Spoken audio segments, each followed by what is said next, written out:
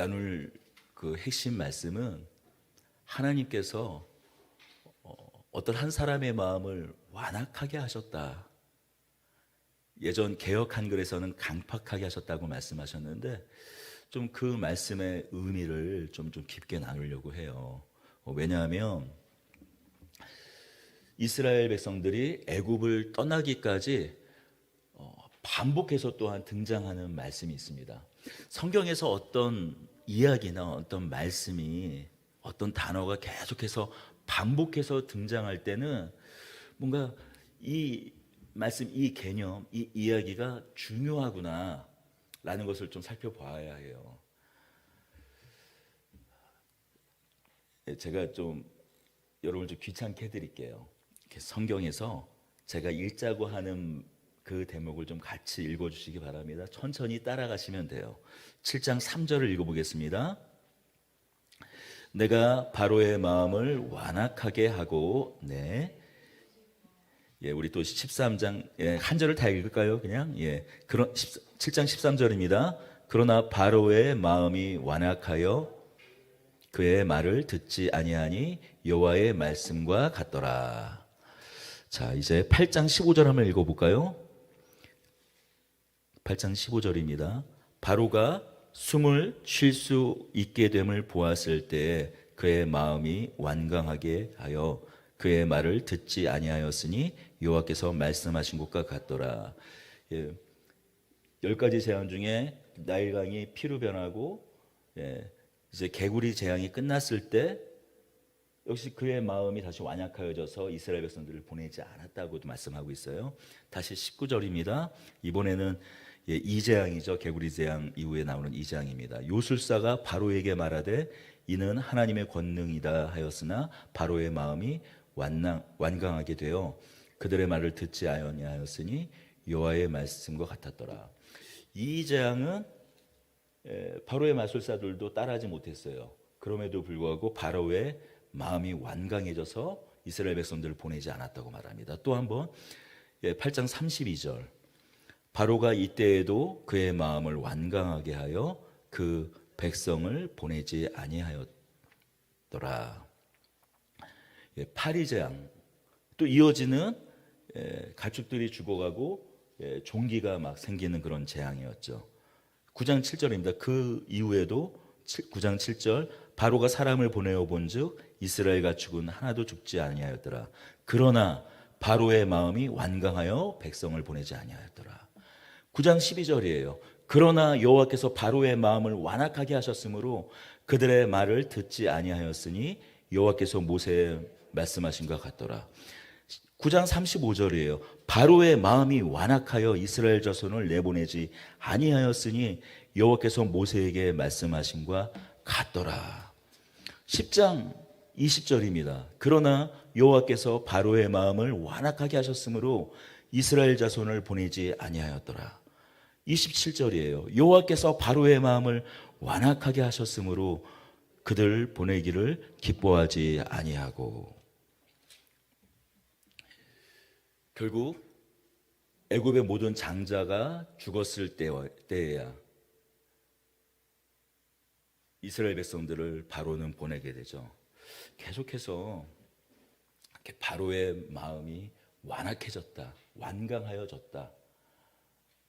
또 오늘 이 7장 3절의 말씀과 같이 하나님께서 후반부에는 바로의 마음을 완악하게 또 하셨다라고 이미 7장 3절에서 밝힌 것 같이 또 그렇게 성경은 기록되어 있어요. 오늘 좀 집중해서 살펴볼 부분은 바로 왜 하나님께서는 어떤 사람의 마음을 완악하게 하시는가, 강팍하게 하시는가, 그것을 살펴볼 것입니다. 좀 그에 앞서서 우리 좀 1절과 2절의 말씀을 좀 잠시 짧게 살펴본 뒤에 다시 좀 집중적으로 살펴보도록 하겠습니다. 7장 1절과 2절을 다시 한번 읽어보겠습니다. 여호와께서 모세에게 이르시되 볼지어다 내가 너를 바로에게 신같이 되게 하였은즉 내 형 아론은 내 대언자가 되리니 내가 내게 명령한 바를 내 형 아론에게 말하고 그는 바로에게 말하여 그에게 이스라엘 자손을 그 땅에서 내보내게 할지니라. 하나님께서 모세와 아론을 바로 앞에 서게 합니다. 모세는 내가 신같이 되게 하고 아론은 대언자가 그 대언자가 되게 하시겠다고 말씀하세요. 오늘 이 1절과 2절 말씀은 궁극적으로 신자의 부르심을 포함하여 말씀하는 대목일 수 있습니다. 바로는 어떤 사람입니까? 당시 북아프리카에서 지중해 서편까지 이루는 북아프리카에서 애굽이 이집트인 건 다 알고 계시죠? 예.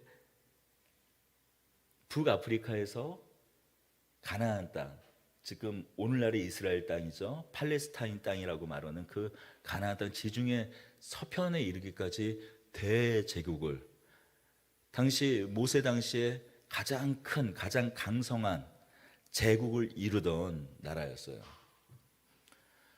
파라오, 그 이름은 라신의 아들이라는 뜻입니다. 살아있는 태양신 라의 아들이라는 뜻이에요. 애굽을 다스리는 것은 태양신이었습니다. 바로는 그 태양신 라의 대리자이며 그 신의 현현, 태양신 라의 아들이었어요. 태양신 그 자체로 추앙받기도 했습니다. 살아있는 태양신이었으니까요. 자, 생각해 보십시오. 그 태양신 앞에 서는 것이 쉬운 일이었을까요?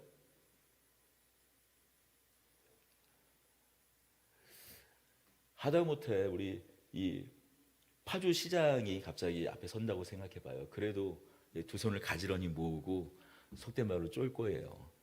그런데 한 파주 시장 정도가 아니라 뭐 대통령 아니면 더 높은 어떤 권위 앞에 서면 모든 사람들이 다 위축이 됩니다.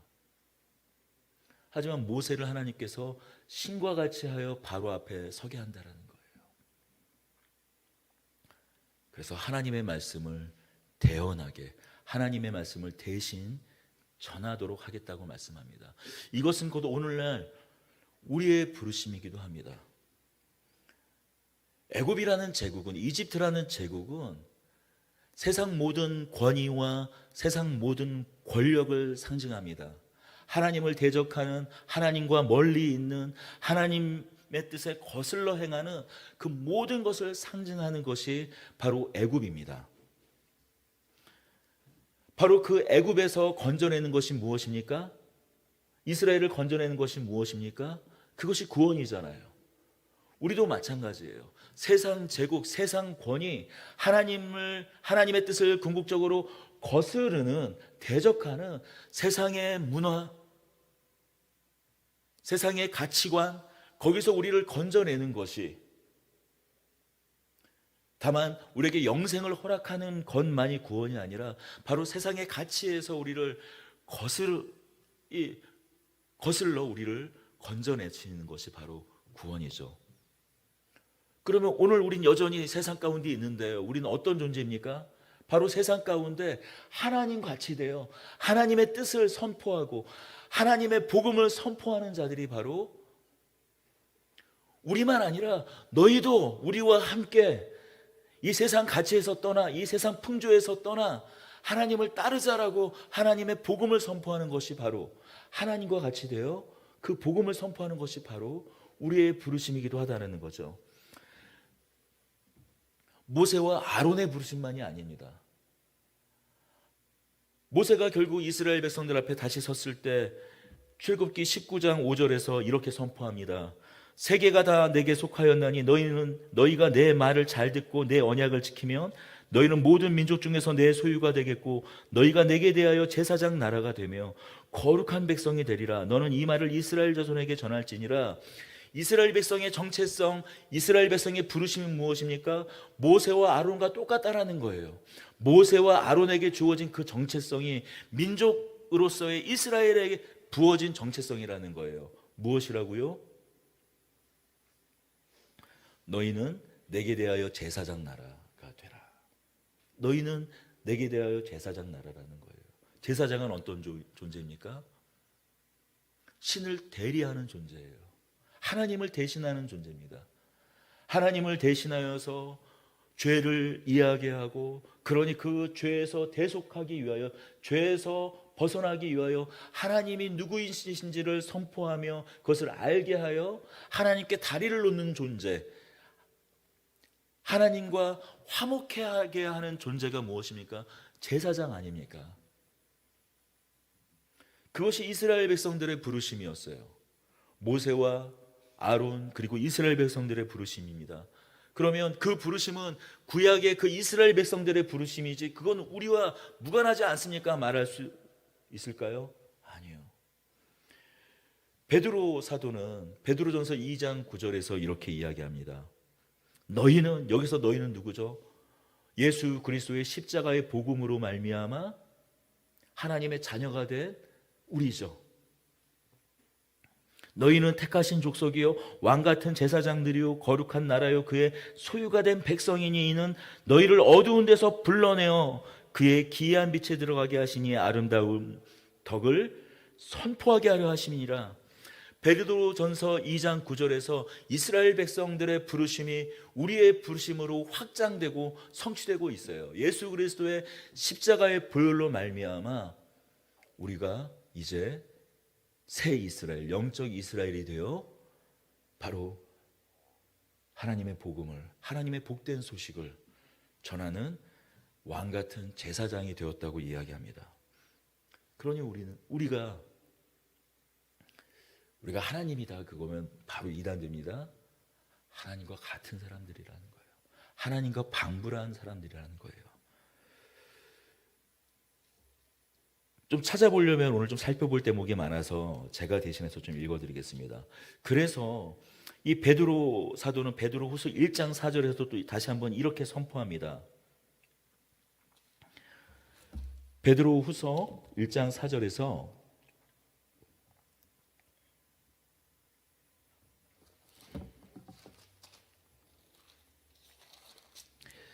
이로써 그 보배롭고 지극하신 큰 약속을 우리에게 주사 이 약속으로 말미암아 너희가 정욕 때문에 세상에서 썩어질 것을 피하여 신성한 성품에 참여하는 자가 되게 하여 하셨느니라.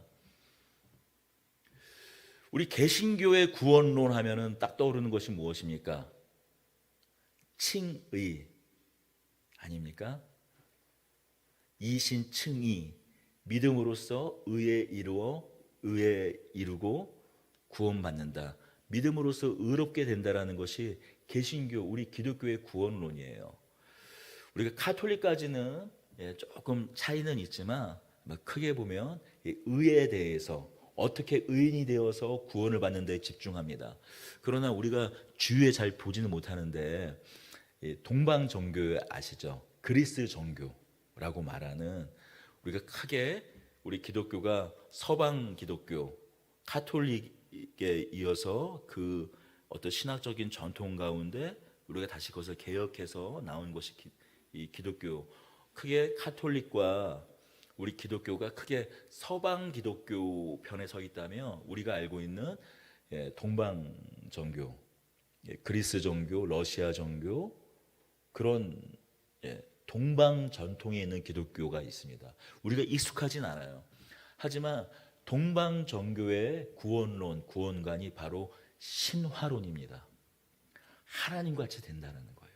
신의 성품에 참여하는 것이 예수 그리스도로 말미암아 인간의 정욕과 탐욕을 버리고 하나님의 성품, 그래서 하나님과 같은 그런 마음의 자리까지 이르른다, 신화된다라는 것이 특별히 이 베드로후서 1장 4절의 말씀이 어떤 그들의 신앙에 아주 깊게 자리 잡혀 있는 것이 바로 동방 종교예요. 서방 종교, 동방 종교 각각 어떤 특정한 어떤 하나님의 말씀을 더 무게 있게 더 집중해서 붙잡았을 뿐이지, 그러나 사실 서로 맞닿아 있는 것입니다. 우리의 부르심은 무엇입니까? 예수 그리스도로 말미암아 의롭게 된 우리가 비로소 하나님의 성품에 참여하게 된다라는 거예요. 하나님과 같이 된다라는 거예요. 천사들도 흠모할 만한 사람이 된다라는 것이 바로 우리들입니다. 그러니 우리는 어떻게 살아야겠습니까? 비록 너무나 가슴 아프게도 오늘날 교회의 현실, 기독교인의 현실이 너무 바닥에 이렇게 처해져 있지만, 그러나 저는 믿기로 그것은 일부라고 생각해요. 여러분, 예수님 믿는, 가까이에서 예수님 믿는 사람들 중에 그렇게 이 사람 인간 말종이다 하는 사람 보셨어요? 솔직히 그렇지 않잖아요. 다 어떻게든지 남을 도우려고 하고, 어떻게든지 나의 것을 나누려고 하고, 세상에 많은 사람들이 자신의 욕심을 채워나가려고 할 때 기꺼이 손해 보려고, 그 정도의 차이는 있지만 조금이라도 몸부림치는 사람들, 우리 곁에 있는 그리스도인들 아닌가요? 어쩌면 이 끝날이 되어서 이 거스르는 세상 가운데 자꾸 드러나는 모습은 아주 극히 일부분을 침소붕대하는 것인지 모릅니다. 그러나 그럼에도 불구하고 오늘날 현실이 기독교인들을 이렇게 매도하는 현실이라면 우리는 틀림없이 우리의 부르심을 한번 점검하고 반성해 볼 필요는 있을 것 같습니다. 과연 우리가 신의 성품에 참여하고 있는지, 과연 우리를 보고 하나님을 보게 되고 있는지, 우리가 입술로 말하는 것이 과연 꼭 하나님을 직접적으로 말하고, 예수님을 직접적으로 말하고, 구원을 직접적으로 말하고, 복음을 직접적으로 말하진 않는다고 할지라도 우리의 입술이 복음을 말하고 있는지, 그것을 한번 생각해 봐야 할 것입니다. 우리 다시 본문으로 돌아와 출애굽기 3절을 읽겠습니다. 3절과 4절을 읽겠습니다. 내가 바로의 마음을 완악하게 하고 내 표징과 내 이적을 애굽 땅에서 많이 행할 것이나 바로가 너희의 말을 듣지 아니할 터인즉 내가 내 손을 애굽에 뻗쳐 여러 큰 심판을 내리고 내 군대 내 백성 이스라엘 자손을 그 땅에서 인도하여 낼지라. 이제 오늘 좀 집중해서 살펴볼 대목입니다. 참 어려운 부분이에요. 우리가 이런 얘기 혹시 여러분 들어보셨습니까? 하나님은 다 하실 수 있지만 그 사람 마음은 어떻게 할지 못해. 사람 마음은, 그러니까 이 세상을 창조하신 하나님이지만 사람 마음은 어떻게 못해 라는 말 혹시 들어보셨어요? 하나님은 다 하셔도 사람 마음은 어떻게 하지 못해.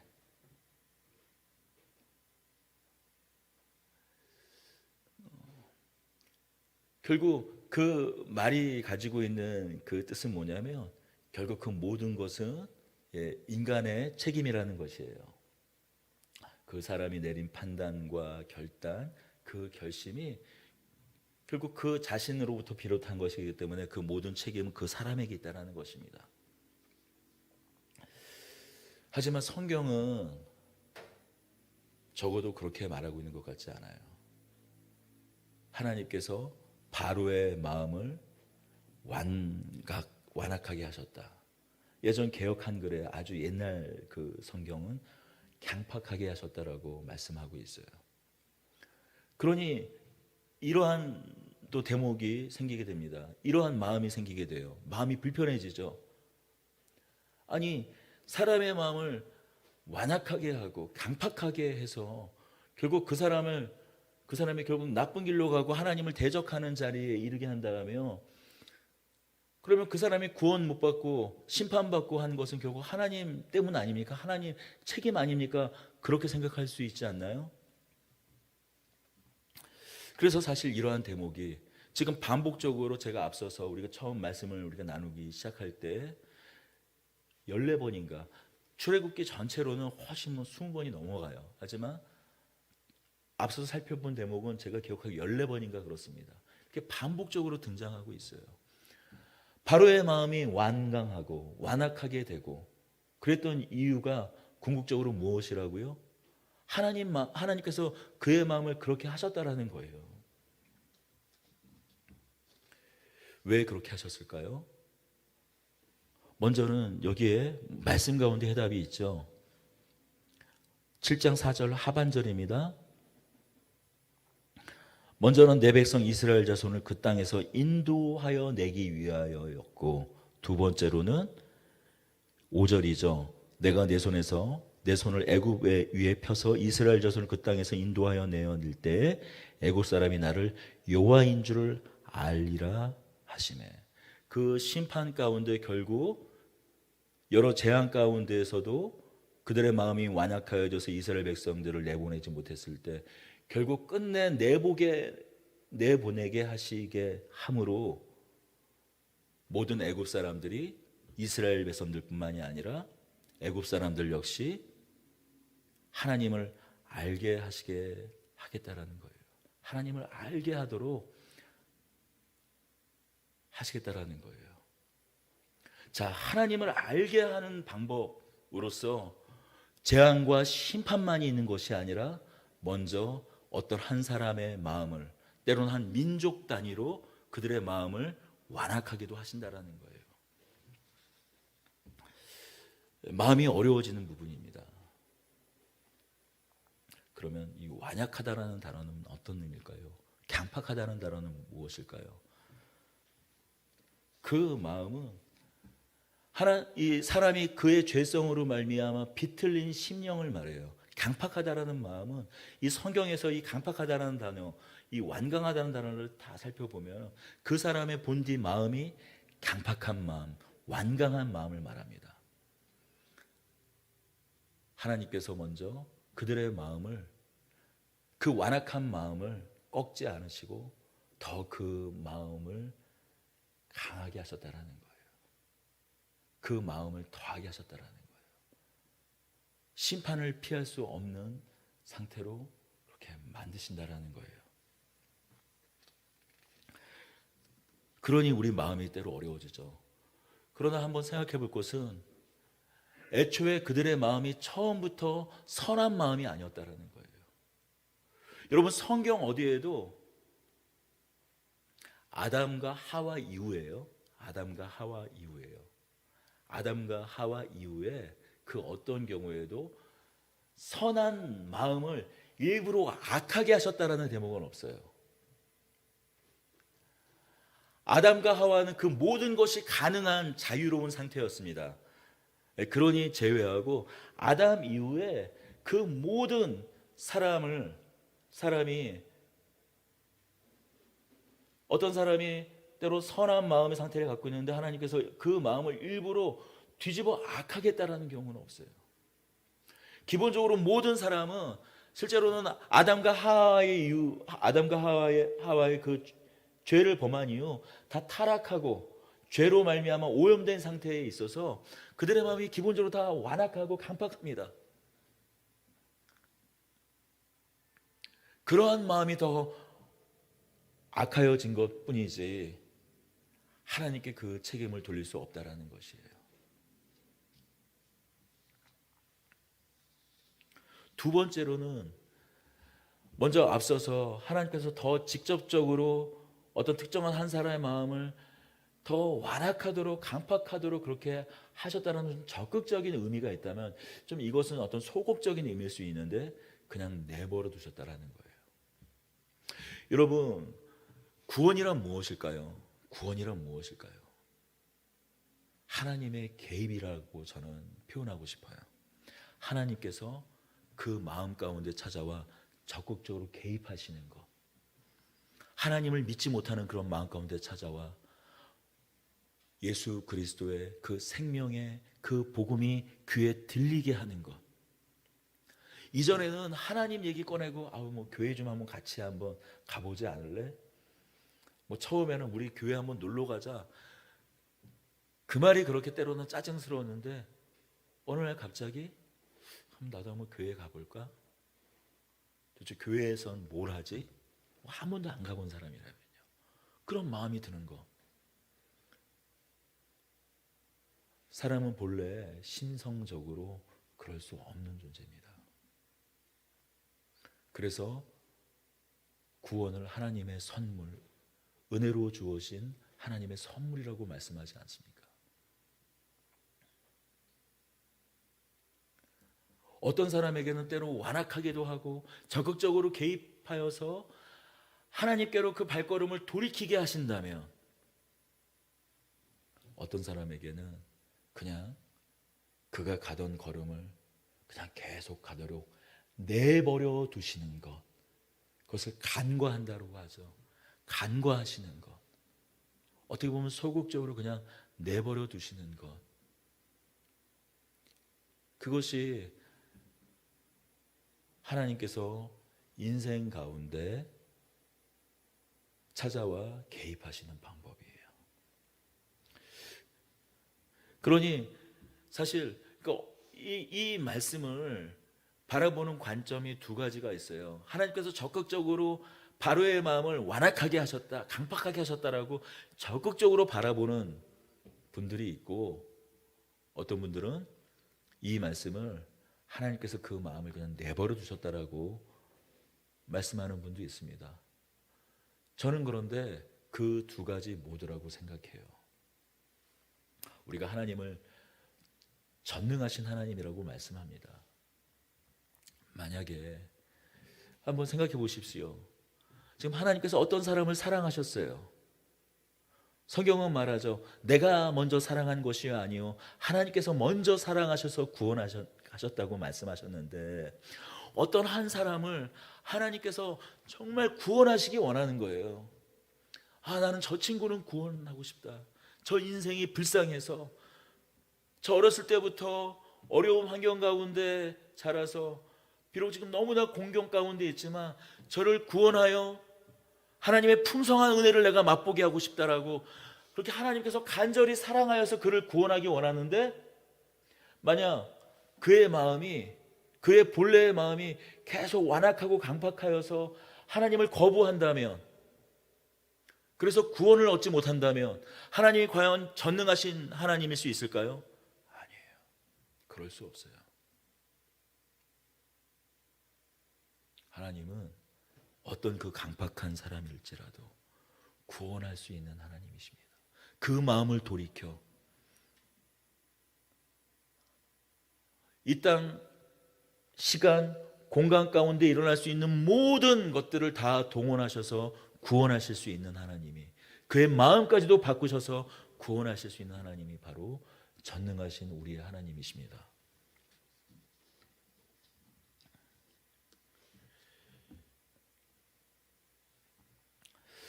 사실 그럼 애굽은 너무 이거 버린 카드 아닙니까? 라고 생각할 수 있어요. 그러면 이스라엘 백성은 선택받았으니 하나님의 구원을 얻은 민족, 백성들, 사람들이고, 애굽은 그냥 버림받은 그냥 버린 카드입니까? 아니에요. 구원받은 이스라엘 백성도 하나님을 떠났을 때 하나님의 자리에 다른 것을 대신 세워두고 그것들을 경배했을 때, 그래서 그들이 구원받은 민족과 백성, 제사장 나라로 합당하지 않은 삶을 살았을 때 그들도 여전히 심판을 피해가지 못했습니다.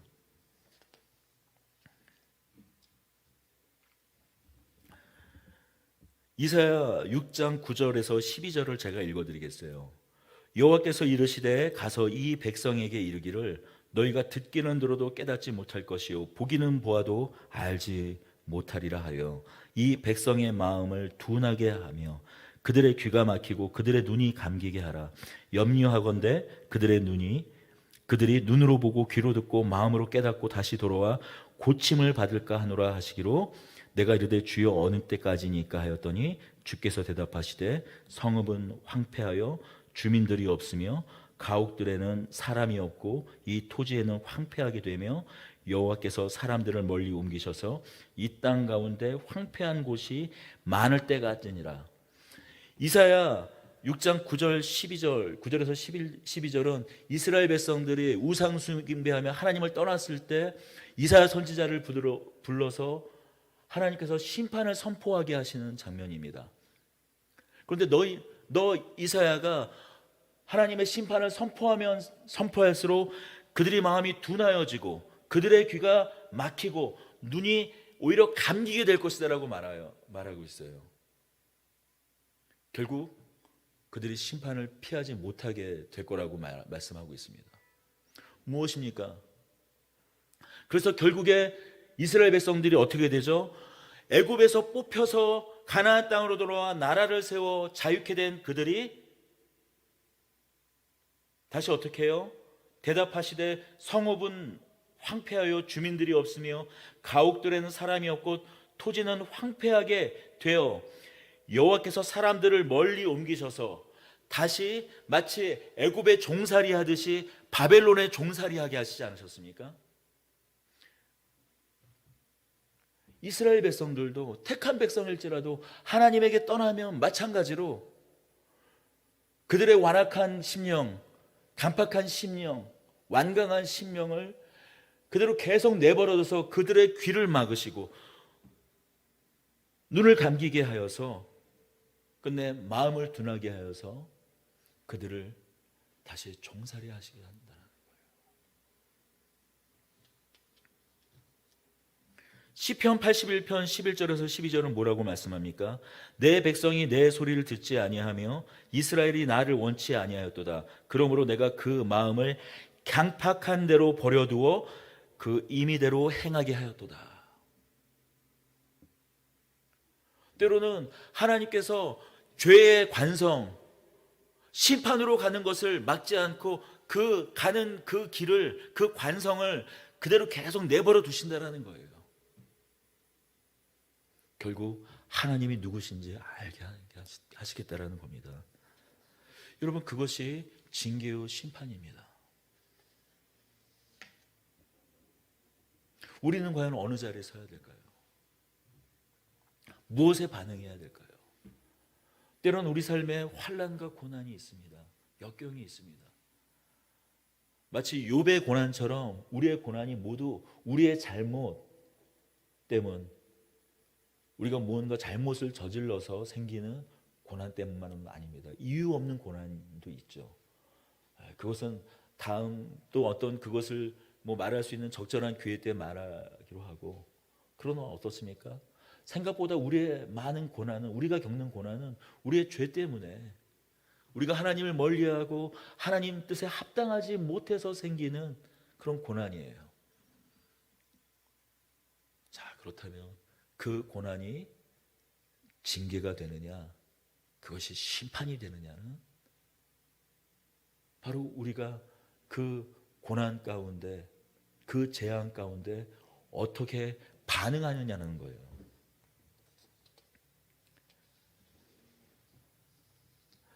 우리는 이러한 말씀을 보고 결국 우리가 어떤 이들이 심판 자리에 서는 것이, 어떤 사람들이 하나님을 떠난 것이, 결국에는 이런 말씀을 보고 결국 하나님께 책임을 돌리는 사람들이 있지만은 그렇지 않습니다. 우리가 때로는 어려운 그런 환난을 만났을 때, 때로는 재난을 만났을 때, 그것을 통해서 하나님을 다시 바라보게 되고 하나님을 알게 된다면 바로 우리는 심판이 아닌 그것을 우리의 징계로서 하나님을 알게 하고 하나님의 성품을 닮게 하고 하나님을 바라보게 하시기 위한 그런 아들이 받는, 아들이기 때문에 기꺼이 받게 되는, 히브리서의 말씀처럼 징계가 없으면 자녀가 아니다, 징계가 없으면 하나님의 아들이 아니다라고 말씀한 것 같이, 바로 오늘 우리가 우리 삶 앞에서 펼쳐지는 것에 무엇을 선택하고 어떻게 반응하느냐의 문제죠. 우리는 과연 어떤 자리에 서야 될까요? 우리 마지막으로 우리 요한복음 3장 16절을 한번 찾아보겠습니다. 다 같이 요한복음 3장 16절 우리 한번 찾아보겠습니다. 우리 큰 소리로 같이 읽겠습니다.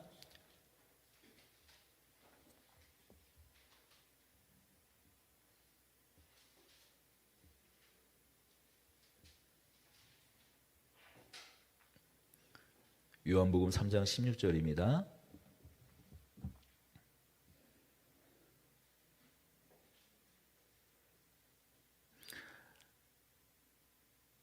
이 구절 딱 보면은 우리가 좋아하는 구절이죠. 그리고 어렸을 때 우리 뭐 여름 성경학교 아니면 중고등학교 때 수련회를 가면 꼭 밥 먹기 전에 뭐 요즘에도 이런 걸 외우고 밥을 먹는지 잘 모르겠습니다. 이제 저 어렸을 때는 꼭 우리 수련회 가고 그러면은 식사하기 전에 요절 꼭 암송해야 되는데 그 요절 암송해야 되는 것 중에 반드시 들어가는 이 말씀이었습니다. 3장 16절 읽어볼까요? 하나님이 이 세상을 이처럼 사랑하사 독생자를 주셨으니 이는 그를 믿는 자마다 멸망하지 않고 영생을 얻게 하려 하심이라. 하나님께서 우리를 사랑하셨어요. 우리에게 독생자를 주셨습니다. 당신의 아들을 아끼지 않으시고 기꺼이 우리를 위해 우리를 사랑하셔서 내어 놓으셨어요. 하나님은 이 세상을 심판하러 하시려는 분이 아니라 이 세상을 사랑하시고 끝까지 책임지시고 그냥 내버려 두지 않으시고 간과하지 않으시고 개입하셨습니다. 어떤 사람은 말해요. 그래, 신은 믿지만 신이라는 존재는 마치 시계공이 시계를 만들어 태압을 감아서 마치 달이 지구를 29.8일 동안 돌고 지구는 태양을 365일 동안 돌고 또 이 태양은 은하계 중심을 돌고 그렇게 잘 짜여져 있는 빈틈없이 돌아가는, 생각해 보십시오. 만약에 우리 지구를 도는 것을 29.8일이 아니라 한 12일 정도로 하면 돈다면 어떤 일이 일어날까요? 이 지구 자연 환경이 엉망진창이 될 거예요. 이 지구 환경이 사람이 살기, 생명들이 살기 쉽지 않은 환경이 될 걸요. 지구가 365일이 아니라 만약에 120일만 돈다고 생각해 보십시오. 생명이 살 수 없어요. 생명이 살 수 있도록 그 모든 것을 치밀하게 다 계획과 설계를 해 놓으시고 개입하지 않으신다. 그렇게 주장하는 분들이 있습니다. 내버려 두셨다라는 거예요. 아니요. 하나님께서 하나님이신 이 모든 세상을 창조하신 하나님께서 그 아들을 보내셨다는 것은, 하나님이 사람이 되셨다는 것은 무엇인가요? 그것 이상의 적극적인 개입이 있을까요? 이 만물을 창조하신 하나님께서 기꺼이 피조물이 되셨다는 것과 같이 그것 이상의 적극적인 개입이 있을까요? 세상을 다만 심판하려 하지 않으시고 적극적으로 개입하셔서 독생자 아들, 하나님의 아들, 곧 하나님이신 예수 그리스도를 이 땅 가운데 보내셨어요. 하나님이 세상을 이처럼 사랑하사 독생자를 주셨으니 이는 그를 믿는 자마다 멸망하지 않고 영생을 얻게 하려 하심이라. 하나님이 그 아들을 세상에 보내신 것은 세상을 심판하려 하심이 아니요 그로 말미암아 세상이 구원을 받게 하려 하심이라.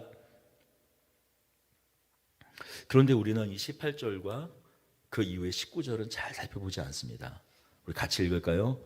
그를 믿는 자는 심판을 받지 아니한 것이요 믿는 자는 하나님의 독생자의 이름을 믿지 아니하므로 벌써 심판을 받은 것이니라. 19절입니다. 그 정죄는 이것이니 곧 빛이 세상에 왔으되 사람들의 자기 행위가 악함으로 빛보다 어둠을 더 사랑한 것이니라. 바로의 마음이 완악하여진 것이 하나님 때문이라고요? 아니요. 먼저 하나님은 모세를 통해서 보여주셨어요. 나일강의 물을 피로 물들게 하셔서 멀쩡하던 나일강 물에서 개구리가 튀어나와서 온 애굽 땅을 덮는 것을 보여주심으로 온 애굽 땅에 이가 들끓게 하시며 온 동물들과 사람들의 몸에 악성 종기가 나게 하시는 것을 통해서 애굽 온 땅이 우박에 뒤덮이는 것을 통해서, 흑암에 뒤덮이는 것을 통해서 장자의 죽음까지도 보여주시면서 하나님이 누구신 것을 알게 하셨어요. 하나님이 빛이신 것을, 참 하나님이신 것을, 하나님께서 온 세상을 주관하시는 참된 하나님이요 참 신인 것을 보여주셨어요. 저 태양신 나, 저것은 다만 피조물일 뿐이고 또 그의 대리자 라는 다만 인간일 뿐이고 참 신이 누군지 보여주셨어요. 참 빛이 무엇인지, 저 눈에 보이는 태양이 참 빛이 아니라 오직 하나님만이 참 빛인 것을 보여주셨어요.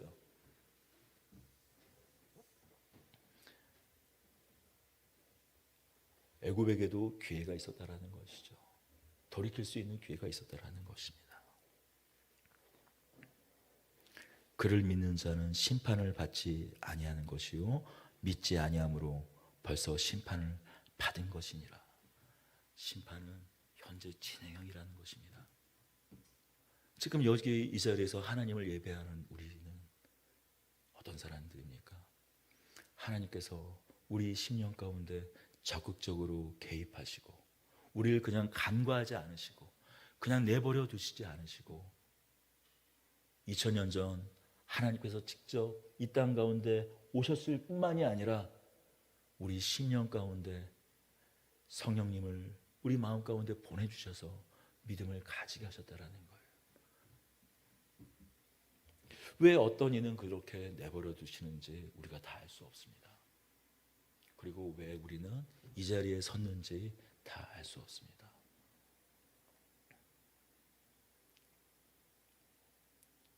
그러나 우리가 살아갈 동안 누가 끝까지 하나님의 복음을 거부하고 하나님의 사랑을 거부할지, 그러나 우리는 알 수 없어요. 여러분, 저는 모태신앙이 아니에요. 나중에 한참 나이가 들어서 회심을 한 사람입니다. 그전에는 어떤 사람이었냐고요? 바로 정도까지는 아닐지 몰라도 마음이 강팍한 사람이었어요. 하나님 알기를 우습게 하는 사람이었어요. 때로는 하나님을 대적하기도 했습니다. 그런데 어느 날 마음이 열리고 복음에 반응하는 사람이 되었어요. 누군가의 전하는 그 따뜻한 복음의 말에 귀를 기울이는 사람이 되었어요. 알고 보니 누군가 저를 위해서 기도를 했더라고요. 여러분, 우리 주위에 어떤 사람이 지금은 강팍해 보이고 완악해 보이고 하나님이 그냥 내버려 두시는 것 같고, 아니 하나님이 더 그의 마음을 강팍하도록 부채질하는 것 같지만 아니요, 그의 마음이 언제가 돌이킬지 모르는 것입니다. 그 애굽 제국이 영원히 하나님을 대적하는 제국이 계속 제국으로 남았을까요? 아니요. 아프리카 그 애굽 제국은 나중에 예수님께서 오신 이후에 그 제자들을 통해서 복음이 전해진 이후에 가장 기독교가 왕성하게 전파된 지역으로 바뀌었습니다. 우리가 잘 알고 있는 알렉산드리아 기독교가 그곳에서 태동을 했어요. 물론 지금은 그 땅이 가슴 아프게도 다시 이슬람 지역이 되고 말았지만, 여러분 지금 우리는 알 수 없어요. 지금은 강팍해 보인다고 할지라도 완악한 마음이 계속 더하여지는 것 같아도 그 마음의 심령을 어떻게 하실지는 아무도 알 수 없는 것입니다. 그러니 우리는 어떻게 해야 되겠습니까? 모세와 아론이 바로에게 섰던 것 같이 그 사람 앞에 서야 하는 것입니다. 어떤 사람으로요? 마치 하나님과 같은 사람으로, 하나님을 보여줄 수 있는 사람으로 서야 하는 것입니다. 신의 성품에 참여하여서 내 옆에 있는 그 사람이 마찬가지로 하나님을 흠모하게 하는 사람으로 우리는 서야 하는 줄로 믿습니다. 다시 한번 우리가 계속 이 출애굽기를 우리가 이 말씀을 나누어 갈 때 우리 안에 있는 그 구원이 과연 무엇을 위한 구원이었는지 하나님을 안다라는 것이 무엇인지 더 그 믿음이 그 내용이 풍성해지는 저와 여러분들이 되기를 소망하고 축복합니다.